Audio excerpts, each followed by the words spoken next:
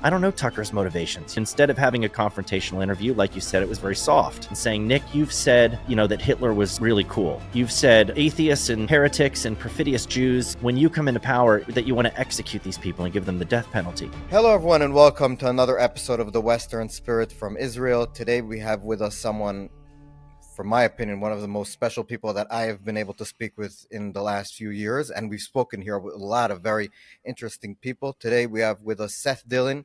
Seth is the CEO of the Babylon Bee, the great and funny Babylon Bee. So we all love it, we all watch it and read it. And Seth is someone who in the last, at least since October 7th, I've read his serious things about the culture war in America, but specifically the culture war within the American right. For me, it's a little bit scary what's happening as a Jew from Israel. Where growing up a conservative in America, that I thought conservatives supported Israel and the Jews, and Seth is showing us that it still can be. So, Seth, it's an honor and privilege to speak with you. Well, thank you. It's an honor to be with you today. So, Seth, I want to really you wrote an article in the Free Press about a week ago, speaking about this issue. And can you give us a little bit, instead of me saying what you said, can you tell us what you said and why you felt it was important to say it? Sure. Well, the title of the piece was "The Foolishness of No Enemies to the Right." And if you've heard of that expression, that phrase, slogan, "No enemies to the right," NETR as the acronym, it's a popular thing that people on the right are saying, primarily people on the far right, what I would call the radical right or the woke right or the dissident right, the alt-right. You can give it any name you want.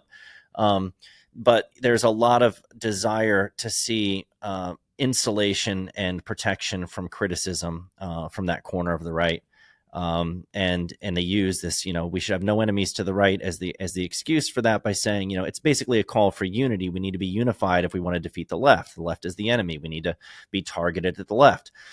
And so in this piece, what I did was, I talked a little bit about how the Babylon Bee, and the purpose of the Babylon Bee, as a satire publication, what we do is news satire. We parody what's going on in the world. We mock it. We ridicule things. We try to expose the foolishness of bad ideas, using humor and irony to point them out and highlight them. And the point of that piece is really to illustrate that there's bad ideas everywhere.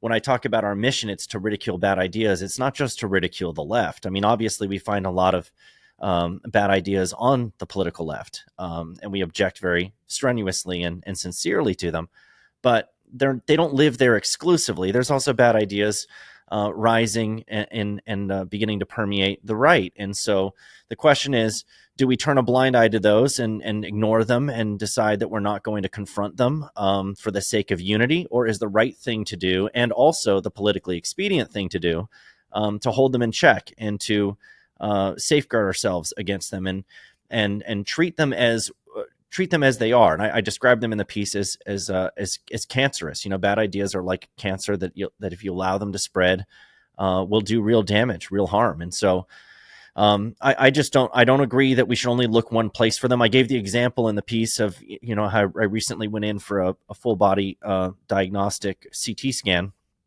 And I was relieved and glad to know that the technician wasn't only interested in scanning the left side of my body. You might miss something severe and serious on the right side if you do that. And so that's the whole point. The point is that cancer can pop up anywhere, and you have to be able to deal with it wherever it is, or it's going to do damage. And so I argued that we have that there's really no good reason to think that unifying with the worst factions and fringe elements of the right will help us politically, and that it's immoral to ignore them and not deal with them. So that's really where I was coming from in the Free Press article you're talking about. But also, how do you explain, like, October 7th happened here in Israel. I lost friends. A few of my friends lost parts of their bodies, to be like totally direct. And one of the things that I was sure of was the left on the fringes, and it turns out not so on the fringes, was going to be against the Jews and Israel. It seemed obvious at that point. But I believed that the conservative movement and the right in America would be firmly behind us. We, after Mm, all, are pretty much a conservative society here in Israel. We're family oriented. We have a lot of children. People are very religious. Even secular Israelis are more religious than secular Americans or secular Europeans. We believe in a biblical tradition. We fighting radical Islam, which as a conservative growing up was in the U.S. after 9/11 was a thing that conservatives knew was important, and instead hmm we see this fracturing on the right, especially among younger generation conservatives. That not only do they maybe say we shouldn't support Israel financially, which as an Israeli I pretty much agree, but they really don't seem to like Israel. A lot of them, like and Jews. Putting it mildly. Yes. Well, um, yeah, where to begin with that? I mean, I myself was shocked uh, after October 7th to see just how quickly people turned on Israel. And there was, I think, initially, um, initially there was support because it was such an unbelievable atrocity and tragedy that took place. It was just clearly, um, it wasn't normal warfare that we were talking about. This was an incursion. It was an invasion that wasn't aimed at hitting military targets and going head on against an army. This was hunting people down in the streets and in their homes, where they're supposed to feel safe, and taking out innocent civilians, mothers, children, grandparents, um, with just no regard for humanity, for the value of human life. It was just hunting people. Uh, I expected to see that there would be a very strong, unified response, especially amongst conservatives. The left has often been in the United States has been very sympathetic to the cause of Palestinians, and these cries for liberation from Israel's rule and control, and that's always been kind of a leftist thing. It's been very bizarre and strange to see a lot of people on the right adopting that same kind of mentality. Um, and a lot of it is just falling prey to the propaganda. Try to say that 10 times. They've fallen prey to a lot of the messaging centered around, the idea that as the conflict went on, of course, we're talking about over the course of time, because there was, Israel's initial response, and then as the war began to drag out, there was less support for Israel and more of an idea that there's a genocide being committed here, that Israel is taking their response too far, and that they're trying to wipe out the entire population of Gaza without regard for whether or not they're killing civilians or whatever. And of course, a lot of that is propaganda and false narrative and messaging.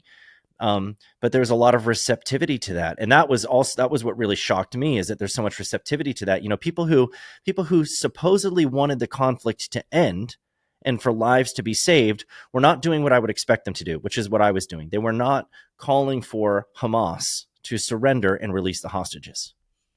Why?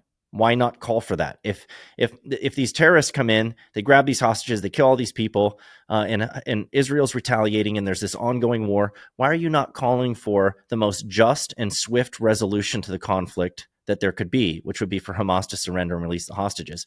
If they don't do that, of course, Israel is going to continue to try to hunt down and destroy Hamas. So I don't understand why that wasn't the call from this end, and it leads me to believe that the concern for the suffering that's happening, or the death and destruction that's happened, isn't really sincere. Yes, and also, I want to, maybe I'll be a little bit more direct about it. Is that you've seen people say things that are so outlandish and even, I would say, duplicitous in the way they treat, for example, Qatar as opposed to Israel, or even other countries that get aid, or that have, there's this big boogeyman APAC. Not that I'm a big Oh fan yeah. of APAC, but a lot of countries and people have interest and lobbying groups. The fact that this is like a mantra over and over, like the $7,000 thing on X that everyone puts up. Sometimes even to Bill Ackman, he doesn't need seven hmm thousand dollars. It's like, but my point is that it feeds. They literally have bought the Jewish stereotype of the Jews controlling the money and the politics, and like America being a puppet of this small country of Jews that control everything. It's not. If I, doesn't seem to me that they bought the propaganda of the war. They've bought a propaganda that's much more than just the war. They've bought a propaganda of actual anti-Semitic, almost Jew, like from the Middle Ages. It seems a lot Yes. of these people.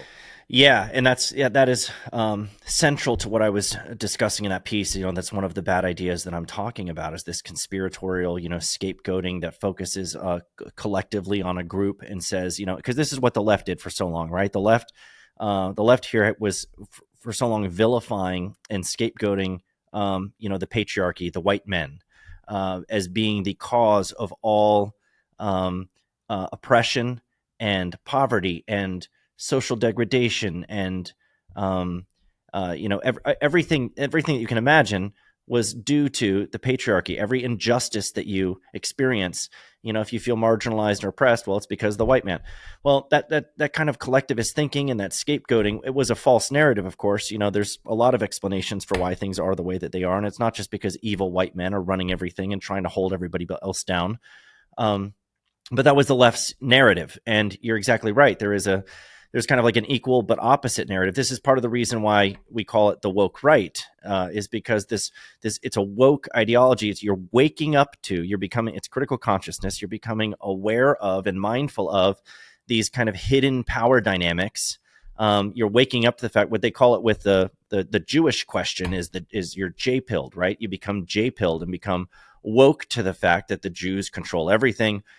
Everything bad about our culture and society, from the transgender stuff to the prevalence of pornography and whatever, you can blame it. You can lay it all at the feet of the Jews. The Jews are the ones doing all of that. And so that narrative, of course, yeah, you start running that narrative. And that's what makes people really susceptible, I think, to viewing Israel in such a negative light is that, well, where are most of the Jews today?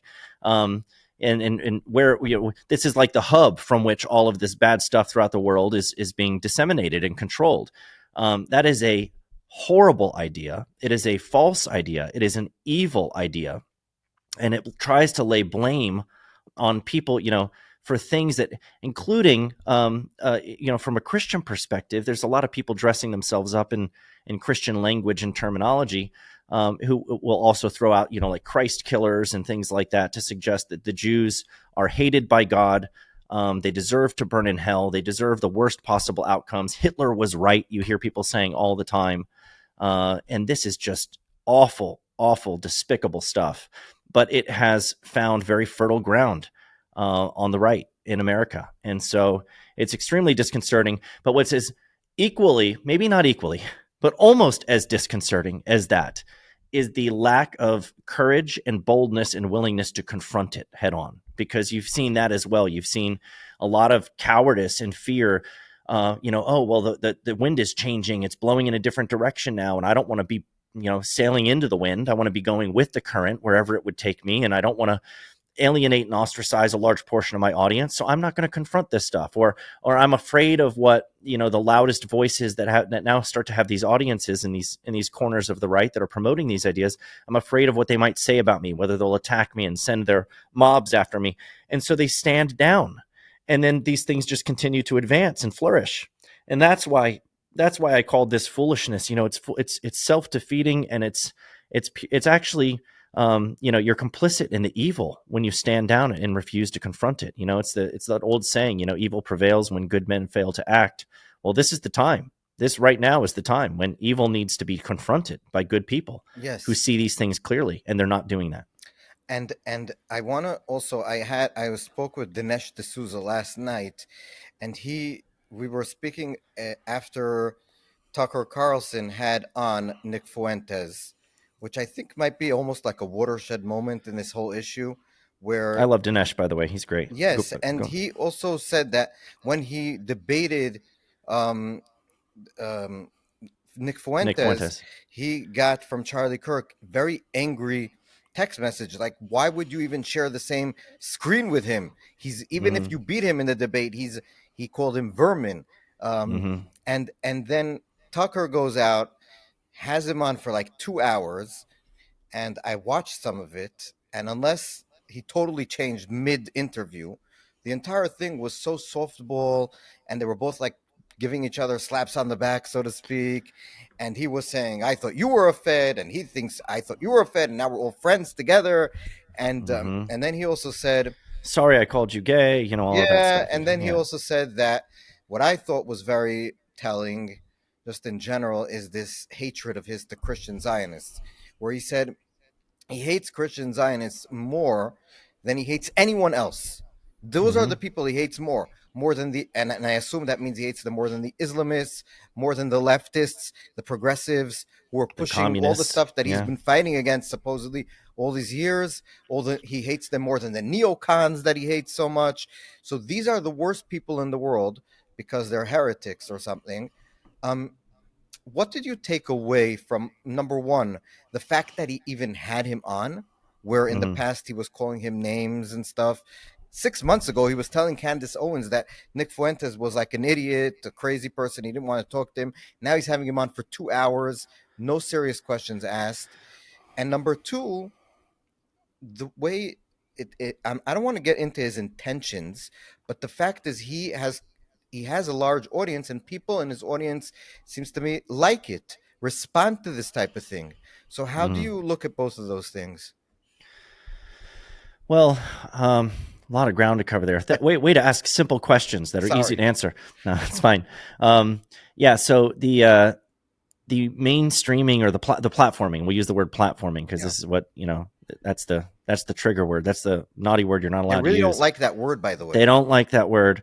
Um, you know when I think that there's something to be said for what Charlie's talking about, where Charlie objects to having the conversation because you draw more attention to these figures, and to some extent you amplify their voice even when you're trying to dispute it or debate what they're saying. And he doesn't want to give it the legitimacy of even welcoming it onto the stage for the debate. I get that to some extent. Where I think it's mistaken is the fact that when you engage in that kind of let's keep this at arm's length and not even have these discussions, that's somewhat something I don't even want to touch. I don't want to go near that person and even have a conversation with them. Part of the problem I think with that is that young people, their response to that has been to say, okay, well, what does he have to say that's so out of bounds, and that we don't even want to allow. I'm curious now. It piques people's curiosity and makes them want to tune in and hear what is not supposed to be said. And it's kind of like a rebellious thing where it's okay, well, if this is what's not allowed, well, maybe the reason it's not allowed is because it's a threat to something. And so there's powerful people trying to control the narrative. And I don't want to be controlled in what I think and what I believe. So I'm going to go outside the bounds of what you or Charlie Kirk or whoever else might consider acceptable. And I'm going to go listen to this person. So it's often the case that attempts to suppress voices and silence them amplify them a lot more. We've experienced that ourselves at the B. We've had attempts to censor and suppress our voice, to smear us and silence us, that drew more attention to us. And so, it's called the Streisand effect. This idea that suppressing something will amplify it or draw more attention to it. And so that's a common thing too. And so you have to be mindful of that and figure out what's the best way to handle a situation like this. And there's disagreement on this. I think Dinesh would argue, and I've seen him do it. He's argued, and this is why he had the debate with Nick himself, was that better to actually just have the discussion, but a confrontational discussion. Like Dinesh approached that as a debate where he was saying, look, here's why I think you're wrong. Here's all your bad ideas. Here are my ideas in response to those ideas. And then, kind of let the chips fall where they may let people draw their own conclusions for that. Get it all out there. Do your best to use the platform that you have to repudiate and expose these things rather than, using your platform to promote them, or shunning them and trying to suppress them and only amplifying them that way. These are just different strategies that you can take, and you can make arguments, I guess, in favor of any of them. I tend to lean towards Dinesh's view that it's better to not be seen as being suppressive and happy to censor people or silence them, but invite them to try to defend their bad ideas, drag the bad ideas out into the light, and see how they hold up. Let the best ideas win. I don't think these things, when they're exposed for what they really are, will find a lot of purchase. I think the problem with the way that Tucker handled this, and I don't know Tucker's motivations. I can't look into his heart and know what his motivations are. But instead of having a confrontational interview, like you said, it was very soft. And so instead of dragging the bad ideas into the light and saying, Nick, you've said, that Hitler was really cool. You've said that atheists and heretics and perfidious Jews should be, when we come into power, we meaning, you guys, you groypers, when you come into power, that you want to execute these people and give them the death penalty. But also, Seth, I just want to interject. Yeah. Nick Fuentes has said about J.D. Vance, who's very close to Tucker, that he's very much again, in very graphic words, because J.D. Vance is married to a woman of color. Yeah. So yeah. Tucker he loves said that JD. he said he's a fat, ugly piece of who has a brown family. This was That's what he not brought said. up in the interview, which is like amazing. It was not brought up in the interview. And JD Vance is very close friends with Tucker. Does it not bother Tucker that Fuentes is talking that way about his friend? These are things that Nick has said, and he should be, if you're going to have him on your platform, which Tucker has every right to do. I would never argue that he doesn't have the right to talk to anybody. He can if he wants to. He can talk to serial killers if he wants to, pedophiles, have them on, have a conversation. But I would sure hope that you're not puffing them up and promoting them because they're terrible people.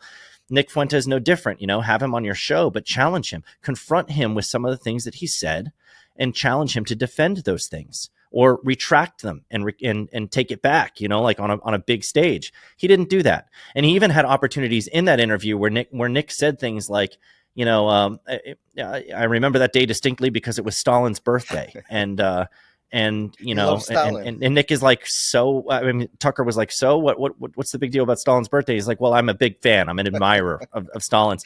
And Tucker's like, we'll circle back to that. It got very uncomfortable and awkward. Never circled back. He didn't circle back to that. And there's a reason he didn't circle back to that. If he wanted to challenge Nick and he wanted to expose Nick, not make him look worse than he is, but just expose him for what he is, then he would have challenged him on that. And he would have challenged him very severely because, Tucker's not willing to go out there and say that he likes Stalin and that he defends what Stalin did. He killed tens of millions of people. So, he had an interesting covering for Nick there. You could see it very clearly. He was covering for him. So he was using his platform to promote Nick and help Nick mainstream himself. And Nick was, of course, a lot more reserved. He wasn't saying the things that we're talking about, on this show. The Stalin thing was the most outrageous thing that he said, and he wasn't challenged on it. So Nick is making an effort to make himself more palatable to the mainstream, and Tucker helped him with that. And the question is, why?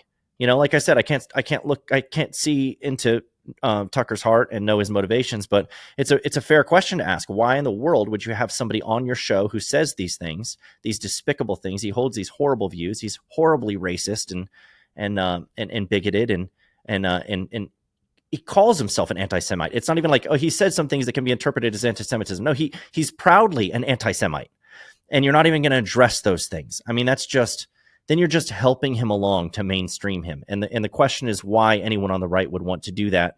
I think it's a very good question. And the other thing about the Christian Zionism stuff, Tucker made the comment about how he hates those people more than anybody else. In the Christian Zionism, I mean, like in the most basic terms, it's not just, Christians who believe that Israel has a right to exist or whatever. It's more, I think what's more in view there, what he's talking about are the Christians who try to root their support of Israel in the Bible and say that there are biblical reasons, based on prophetic pronouncements in Scripture, citing certain passages that suggest that, we should have support for Israel. That is what he has in view, is people who root that in the Bible. Well, guess who did that? Charlie Kirk rooted his support for Israel, not just because he loves the Jewish people. He's come to know a lot of them personally, and he, is supportive of Israel, its right to exist and its right to defend itself, which he was. But also because he felt like he had biblical reasons for that on top of everything else. And that's Christian Zionism. Well, that's what Tucker said he hates more than anything else. Really? And this is someone who was just speaking a few weeks ago at Charlie Kirk's memorial. So it's very bizarre to hear things like that come out of his mouth. and the pushback that he's getting, I think, is well deserved. Yes, and I would just say that compare it to the Ted Cruz interview that he did, because you don't have to agree with Ted Cruz. He didn't, but he was going after Ted Cruz, and that's okay. Yeah. What I mean is that look at the interviews that he does that are softballs and the ones that he does that are combative, and Hmm. you can see a pattern of him bringing on guests, it seems to me, so that they say the things that he finds a little uncomfortable to say himself, and he doesn't push back on them, so he allows those ideas to Well, and fester. what's the That common thread too in those Yes, ideas? It's hate, it's disdain for Jews in yes, Israel. That's, exactly. and a lot of it is couched in or disguised as mere criticism of Israel, but it often goes way beyond that. The first, little tiff that I got into with Tucker had to do with his conversation with Daryl Cooper, where Daryl Cooper was, they were having a conversation about who the chief villain of World War II was, and the Holocaust wasn't even mentioned. And Hitler's aggression and intentions were downplayed. It was clearly apologetics on behalf of Hitler that was happening there. And I criticized Tucker for not pushing back on that. And that's why Tucker doesn't like me anymore. He thinks I'm a betrayer. I betrayed him because I offered that commentary. And I wasn't asking for Tucker to censor anybody. I was just, holding him to the fact that these aren't things that should go unchallenged. These are things that should be challenged. And if you're not challenging them, the only conclusion that we can draw is that you agree with them and that you want to promote those ideas. But Tucker's interesting because he's actually very good at challenging people. He's good at ridiculing and refuting people that he disagrees with, and he did that very successfully over at Fox. Years back when he'd have these Democrats or liberals on his show, and he would, he'd laugh in their face at their silly ideas, and he would mock them, and he would refute them, and he would make them look foolish, and then they would leave embarrassed and never come back. That's how he handles people that he disagrees with. What he's doing now is very different. What he's doing now is not confrontational at all when it comes to these people. The only people he's confrontational with, like you noted, are people like Ted Cruz, who he considers the worst imaginable people because they're Zionists. So, it's very clear what's happened. Anyone with eyes can see what's actually going on here. I think Tucker has a responsibility if he actually cares about, he claims to not be anti-Semitic. But if he wasn't, then I think he would be taking a very different approach to handling interviews like the one he just did with Nick Fuentes. He would be exposing Nick rather than helping to whitewash and promote him. Yes, and the reason why I brought up Tucker is because he's the most popular of the bunch that are doing this. So it's not like he's the only one. There's a whole list of people who are trafficking in this, playing footsie with this type of, I don't know. I don't like throwing the word anti-Semitic around because it's used a lot in the past against mainstream conservatives to try to silence them and try to, so that's one of the problems that we have as conservatives, I think, is to call it out when it's there and also not call it out when it's not there. So I'm always worried Yeah, you about it. can't. That's an important point. Is you can't. It's wrong to treat all criticism of Israel as if it's anti-Semitic because there's legitimate criticism and people can offer that criticism in good faith without hating Jewish people.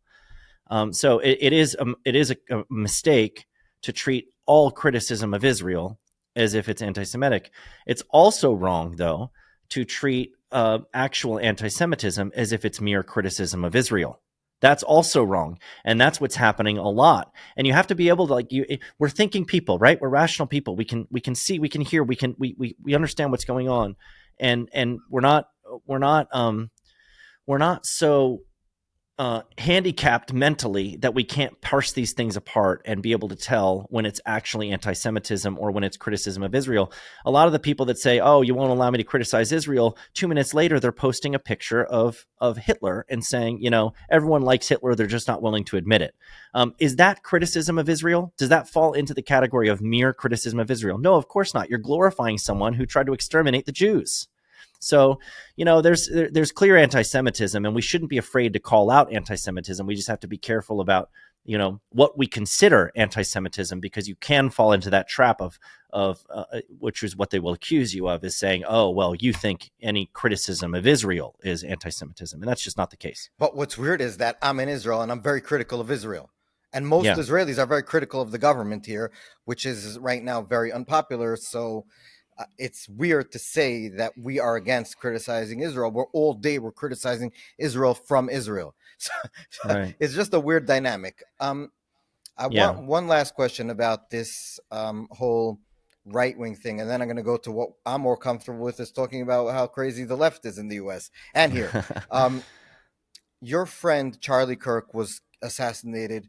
Great friend of Israel, by the way. We've been naming streets and squares after him all over the place over the Mm, past month or so in Israel, which is like, it's crazy how someone so young and so not in Israel was able to touch so many people here.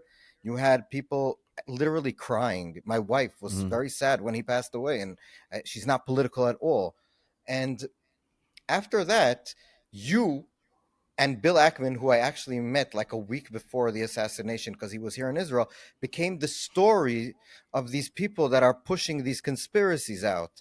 And so can you just, in a nutshell, just tell us what they claimed? What are they actually claiming about you and Charlie, and what's the story? Well, it comes back to um, scapegoating the Jews in Israel for everything, right? This the conspiracy theories immediately arose. You had Charlie, who was, of course, a fierce advocate for Israel, very outspoken advocate for Israel, um, and with zero tolerance for anti-Semitism. Um, he gets murdered, and the killer is captured almost immediately, and is now awaiting trial. Uh, and yet, you still have the conspiracies where people are trying to suggest that Israel had some role in this. In the case of the situation that I was in, the specific conspiracy that I was caught up in was one that had to do with this meeting that Charlie had called back in August. He had invited a couple of few dozen influencers. I don't like to think of myself as an influencer, but it was called an influencer retreat, and I was invited to it by Charlie personally. He asked me by text if I would come to this thing, and I was like, "Yeah, what's it about?" He's like, "It's the Save the West, retreat. We're going to be talking about some of the civilizational threats, the threats to Western society, and and I want you there." And so I'm like, "Yeah, I'm happy to be there. It's a turning point thing put on by Charlie, and he wants me there to be part of the conversation. I'm happy to be part of that conversation. I was honored to be asked." So a bunch of us went to the Hamptons, and we for a couple of days. Charlie was at the front of the room with a microphone, asking questions and prompting discussion on a wide range of issues. This wasn't just about Israel, but Israel was one of the topics that we discussed. And he was, kind of polling the room and seeing where people stood on these things, and we were kind of debating these things back and forth. And because from that, it was leaked by somebody who attended this thing, and I don't know if the leaker is the one who misrepresented what happened, or if it then got misconstrued from there when Candace Owens started talking about it on her show, because that's who they were leaking to. So I don't know where the dishonesty comes into play, but what was said was that we were staging an intervention with Charlie. That what we put on this event, myself, Bill Ackman, Israel, maybe behind the scenes, behind a curtain somewhere, um, put on this intervention to pull Charlie into a room, intimidate and harass him, bully him, and tell him, we see you hosting people like Tucker Carlson. We think that you're wavering in your support for Israel. Here's a ton of money, $150 million. Take this money and get back on board with Israel, or else. And of course, as the story goes, Charlie turned down that money when it was feeling very frustrated and exasperated that we were pressuring and bullying him. But then he winds up dead a month later. And so make of that what you will. That was really the conspiracy, was that there was this effort to strong arm and blackmail Charlie that failed. And so, of course, then Israel had to But he invited orchestrate his you. death. But he invited me. Yeah. So I put out a statement. I don't know if you saw, but I put out a lengthy statement, and Bill Ackman did as well, and several of the other people that were there put out their statements saying, "Look, this wasn't contentious. This wasn't like there weren't like meetings behind closed doors where Charlie was being screamed at and there was yelling, because that was one of the things that was said. This was a conversation between dozens of people that were all invited by Charlie and his team." And so it was nothing like, what a weird intervention to be staged by yourself. He's the one who invited me to the intervention I was planning for him. I mean, that doesn't make any sense. So I had to. I didn't want to release text messages and all of that, but I had to clear my name because I was literally being accused of playing a role in blackmailing and murdering Charlie Kirk. And so now, you fast forward to the last couple of weeks, and I've been, fielding more and more death threats because, people have bought this narrative. They think that I did have something to do with Charlie's murder, that he was being, pressured and strong armed behind the scenes by people like me, and that we killed him when he didn't listen to us. And it's just, it's so despicable. It's nonsense. It all ties back to that looking for, not just the conspiracism stuff, but specifically the Jews in Israel are responsible for every bad thing. If Charlie's dead, it's because the Jews did it. I think that's gross. And it's also gross to accuse people like me and Bill Ackman of any wrongdoing when we were there at Charlie's request as his friends. Yeah. And that's just, Also, it made grieving Charlie's death a lot harder, honestly. And it was really wrong of people to do that. and whoever does it, I can just say they can call themselves friends of his, but you don't do that to a friend the second after he dies. And I would also just say that, just remind people that, right, I don't know if you can talk about, because it's still obviously a pending trial. A guy was arrested for wanting to kill you, basically, you and two other people in Florida. Yeah. So we this has serious repercussions when a Yeah, this narrative guy is. Nicholas Ray is his name. 28-year old out in Houston. Was threatening to kill me because of my role in Charlie Kirk's death. That's why he wanted to kill me. Mhm. I mean, he's bought into this lie, this narrative, to the point where he's actually threatening to take me out because of it. I mean, that's just, Yeah. it's demented and deranged.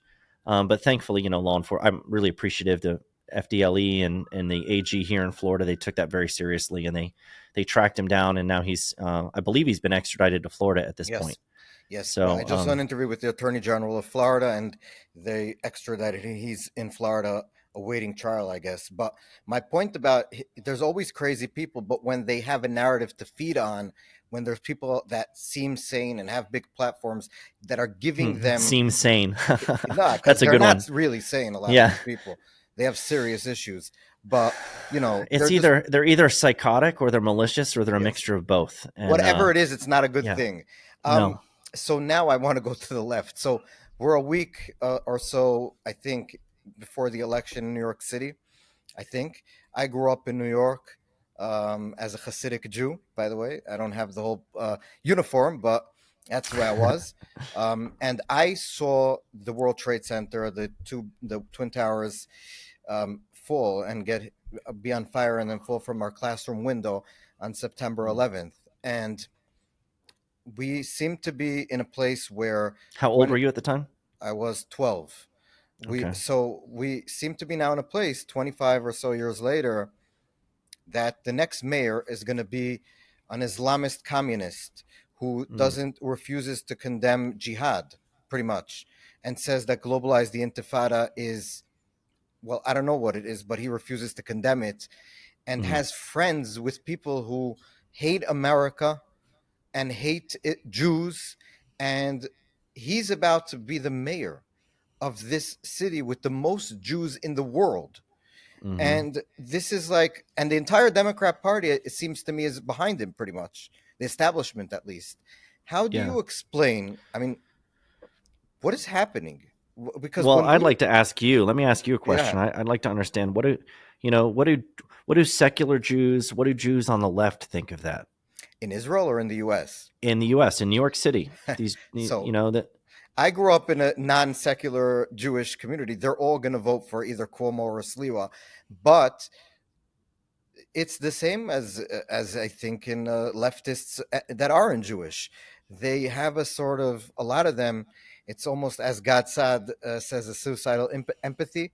They look Mm-hmm. at someone. A lot of these people look at someone like Mamdani in a way where he is not understood. He comes from a background of people who are oppressed, and we don't understand him. And when he says globalize the intifada, or when he refuses, it's just because we don't understand what he means by that. And it can't be that it's just because he doesn't like the Jews, because why wouldn't, and even if he doesn't like the Jews, then it's because we did something to make him not like us. And we have, and basically also there's the boogeyman of Netanyahu. So a lot of Mm, the secular Jews in the US made Netanyahu, and a lot of it is his fault too, the way he handled them. But he is a boogeyman. So instead mm, of criticizing, saying I'm against Israel, you'll say I'm against the Israeli government. But really, you're right. against Israel. But it's just much easier to say Netanyahu, and then you can say, Mamdani is going to be a bulwark against the crazy Israeli government. But he really likes us Jews. It's just that he doesn't like the Israeli government. So I think it's like a sort of derangement in a way. It's a sort Yeah. of like you're voting against your own self interest, but in a radical way. Yeah. Well, it's one of those things too where there is the suicidal empathy is a good way of looking at it. I was, toxic empathy is another way of phrasing it, but I like suicidal because it can be literally suicidal when you're uh, when you are inviting not just even when it comes to immigration, inviting people into the country that hate America and its values. They don't actually believe in the Constitution. They'd rather see, if they had their way, Sharia law enforced, by the government, not like we're personally going to live by it, but like this should be the law of the land.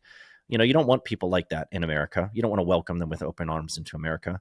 But there's a lot of resistance to resisting that, because of that suicidal empathy. There's this idea on the left that, the woke hierarchy that places white men at the top of the chain, engaging in oppression against everybody who's beneath them. Um, when you buy into that worldview, you start to see, minorities and other, minority religions and minority races and ethnicities, as having, this special kind of preferential treatment needed, and a desire to see them take more positions of power to achieve equity in the culture. And so people who aren't qualified for positions get them on the basis of their race or their gender. People who should never be anywhere near power are given power. And that's the disease of the leftist mentality.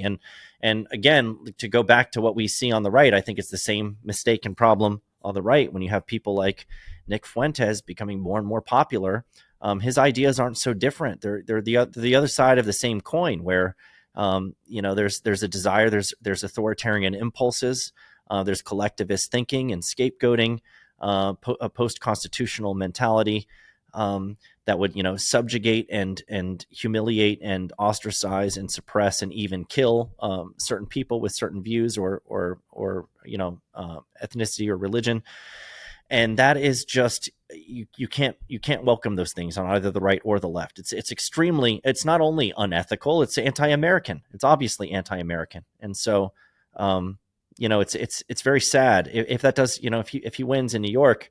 I think it's a sad day for America. Yes, and I would just say also another thing as you were speaking about, I was thinking about your question about the Jews, and I think what actually makes in terms of the way they think a lot of these secular Jews Jewish. What is their Jewish Mm, identity? They're obviously a lot of them not practicing religious Jews. So for right. them, what does it mean to be Jewish? And I think when you look at what they say and what they feel, wokeness is Jewishness for them. So, Mm, and I'm not make like Tikkun Olam is this big thing where they'll go to Uganda to volunteer to help, I don't know, orphans, and that's their Jewishness for them. And then they translate it into American politics, and it's 100% progressive woke ideology as their Jewish identity. There's mm, no Jewish, commitment in the way for the, commandments or something like that. It's all I would say a lot of it is performative also, like virtue signaling. Like we're hmm gonna show that our Jewishness is open and liberal and accommodating to all. And we don't like America just like you don't like America because we know we're not like those Jews in Brooklyn that look like weird and different and stuff like that. So I think that the Yeah, well, way, it's a substitute religion. yeah, I one don't hundred I percent. don't know how they could really reasonably tie it to their Jewishness, because it's not a Jewish thing. For Um, them, it the is. Yeah, well, yeah, and I guess a lot of people on the right would claim that too, right? Because they would Yeah, scapegoat the Jews for everything, and they would it's say that leftism and wokeism comes from Jews. Exactly. um, Soros and and all it's this. yeah, yeah, and some Jews, I guess, play into that, and 100%. give that some of its legitimacy. But it's you got to look at these things on an individual level. You got to look at the people that are responsible for this themselves, and not just blame all Jews for every bad thing. There's a massive distinction to be made between an individual person who's self-loathing in some way, or has adopted wokeness as a substitute for traditional Judaism as the religious practice or something like that, and the Jews behind the scenes, like puppeteers controlling everything on strings. That's just Yeah. that's Um, anti-Semitism. Seth, I want to ask you, just closing out, a few questions about the Babylon Bee. Just because I love the Babylon Bee, my father loves the Babylon Bee. It's a generational thing at this point. You guys do amazing. Just, I don't know how you figure out all these funny things about really sad and annoying things. So that's cool. Um, and I'm not good at it, so I like using you guys as reference. But you, for a long time, up until Elon, I guess, bought X, were all the time being censored. I remember there was all these stories. You'd bring out a joke, and they would literally a lot of times recycle it as like you were saying the joke as a real thing.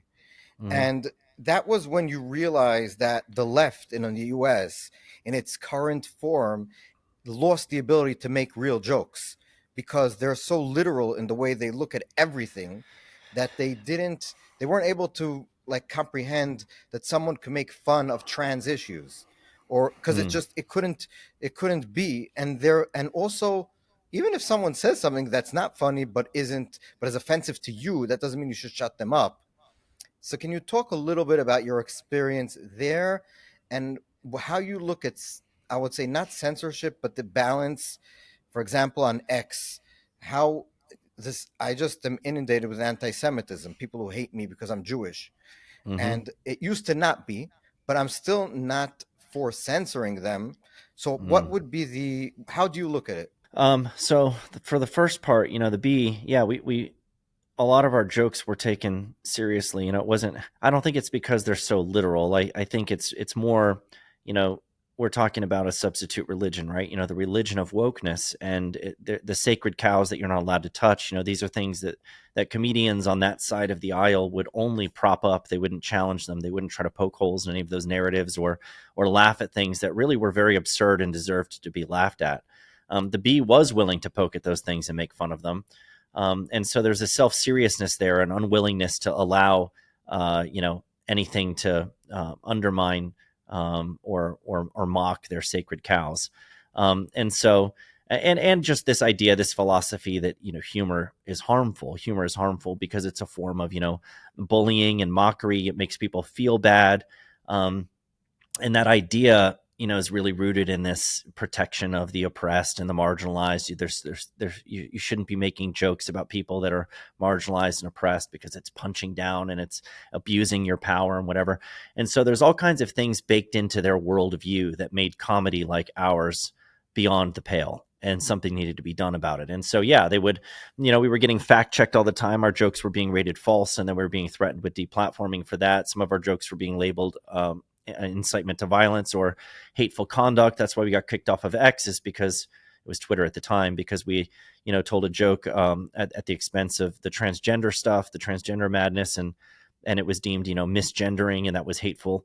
And so, we were being silenced there, and all of that was just an effort. It was all under the guise of, we want the truth to prevail. We're trying to safeguard the truth. We're trying to safeguard people's feelings, but really it was about safeguarding a narrative and making sure that that narrative couldn't be touched and challenged in one of the most effective ways, which is comedy and humor and mockery. And so they were safeguarding the narrative, not the truth. That's what we experienced. And fortunately we pushed back on that and won. We took a stand against Twitter when they suspended us. We refused to delete the tweet that they wanted us to delete. Ultimately, Elon Musk ended up buying that platform and setting us free after we sat in Twitter jail for 8 months. And that was a great day for us. It was a great vindication for us. It was also, the restoration of free speech in the public square, in the sense that Elon recognized that the efforts to control what people think and what they say and what jokes they can tell is very unhealthy. That a healthy society needs to be able to debate what's true, and both sides should be welcome. All sides should be welcome to the discussion so that you can kind of hash out what's true in the public square. Elon values that as a serious principle. And so he values it to the tune of $44 billion apparently, because that's the price tag for buying Twitter. And so we're grateful that he did, and that we had that change. Now, of course, getting to the second part of what you're asking, well, what's the downside of free speech? The downside of free speech is that people will use it to say terrible things, and they will attack you. They'll attack you for your appearance. They'll attack you for your religion. They'll attack you because they hate you. And what do we do about that? What's the appropriate response to that? I'm against censorship. I don't think that just because people say mean and awful things that their voice should be taken away from them. I think in the public square. Now, I certainly don't want them on my show. I don't want to, I don't want to promote them. If I do have them on my show, I would challenge them, and confront them. But in the public square, when you start making these determinations like the left was doing, because it's what they were doing, is they were deciding what you're allowed to say based on whether or not it's hateful. We can't get trapped in the same thing where we're trying to decide, okay, well, from our perspective, this, even if it's objectively, just awful vitriol that they're spewing at you, if it's lawful, it's still public. It's still the public square, and people are allowed you have options at your disposal where you can block, you can tune out, you can mute people, you can filter for what shows up in your feed. You have a lot of controls at your disposal for controlling what kind of content you come across. But of course, if they go beyond simply criticizing you or putting you down or attacking you, and actually threaten you, like was the case with me where I was getting death threats, that's a violation of the law. That's different. In that case, there should be penalties for that, because they've gone beyond just mere opinion or political viewpoint or something like that, or even hatred. They've actually gone to the point of threatening your life, and that's that's beyond the pale for free speech. That's not considered free speech under our First Amendment. That's something that's unlawful. So you have to make kind of distinctions between those two things. I think it's unfortunate. This is really just the unfortunate outworking of freedom in general. I believe that God gave us free will. I think that we're morally accountable, free creatures that can choose to either do the right thing or the wrong thing.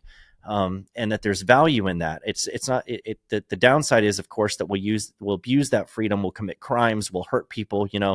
All of the suffering and sadness that comes from the abuse of free will is terrible. But it's also that free will is also what makes all the good things possible. It's what makes goodness and joy and love and compassion and courage and all of the virtues possible. Those things would be meaningless if you had no choice but to do them. So, that's kind of the price of freedom. It really is. And so the public square is going to be a lot messier when it's free. But it is the price of freedom. We have to be willing to defend that, even though we don't like what's being said. And of course, the answer from my perspective to bad ideas is to promote good ones. And Seth, just lastly, why it's so much easier to be quiet now, meaning you don't have to talk about Israel or Jews at all if you're not one of them. Like, why did you feel, unless I'm not sure, you have some Jewish blood in you, but right, if I'm not, I remember correctly, you have something, but what? No, you're exposing me. Now they're going to attack me. No, but my meaning is, like, a lot of people are just ignoring this. They're just whistling. I think the expression past the graveyard. They're just like, this is on the side. I don't want to get into it. It's much easier to just look the other way. What made, and I assume, and tell me if this, did it actually, other than people threatening you, has it hurt your business? Is this something that people are like angry at the B and saying, like, you're fighting with Tucker, we don't want to read the B anymore? It's come at great cost, both to Yeah. my own safety and to my business. Yes. It's because it's so popular right now, and because you put yourself at odds with some really prominent and powerful people. There's this idea that it's criticizing Israel will get you in all this trouble, that you'll be censored and deplatformed and attacked, and you lose your livelihood if you criticize Israel because you're considered anti-Semitic. It's actually, try what I've done. Try criticizing the critics of Israel, if you want to even call them that, because that's the nicest way of putting it in most cases. But try criticizing them and see what happens. You end up getting you're called a traitor, a betrayer, the Judas at the table. You're smeared, you're dragged through the mud. Conspiracies are made up about you. Death threats start coming your way. You face boycotts and people wanting to cancel their subscriptions because you are you've challenged the thing that you're not allowed to challenge, and it's actually the opposite of what they say. It's you can actually build a really large successful platform right now doing hardly anything but criticizing Israel. But if you criticize those critics, that's where you really start to feel the pain. So I've experienced that myself, great personal cost. But I've always held, it's always been my view, and it will always be my view, that standing for what's good and what's true um, is something that we're morally obligated to do. Myself as a Christian, you mentioned my ethnicity on my mother's side, Ashkenazi through my mother's side. So, I do have Jewish blood. But by faith, I'm a Christian and always have been. I didn't convert from another religion to Christianity. I've always been a Christian since I was old enough to believe. And so, my perspective is we have a moral obligation to stand for what's good and true. We need courageous people who are willing to do that, not just because not because it's easy, but it's even more necessary when it's hard, when there's a consequence. It's even more necessary. And you hear that phrase, "Never again is now." Um, that goes through my mind all the time. If we refuse to stand up to these things now, uh, we will look back on this moment in history as a time when something could have been done and it wasn't. And I'm certainly not going to be one of the cowards who was sitting on the sidelines just watching all this stuff advance. Even if it comes at great cost to me, which it already has, I'm going to do what I can. Seth Dillon, true pleasure and honor to speak with you. You, I personally really, I appreciate people who are willing to put their what they believe in on the line, like, and actually take a risk and for what's right. And I appreciate what you're doing. So thank you so much, and thank you so much for being with us. And when you're in Israel, I'd love to meet up and come for Shabbat dinner or whatever. And until next time, thank you for being with us. Thank you. Appreciate it.